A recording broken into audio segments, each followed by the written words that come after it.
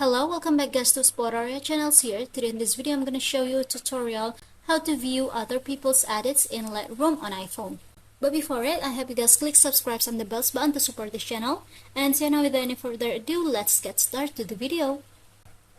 Well guys, firstly of course you just have to open your Lightroom applications, and if you wanna view the others people edits, here at the bottom you can see a 3 icon, which is device, edits, and community. So you just have to go to this community page if you want to see other people's edits in the Lightroom.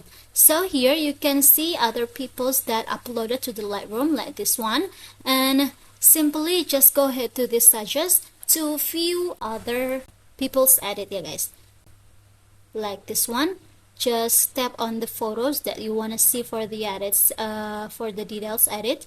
Here at the bottom you can see like this.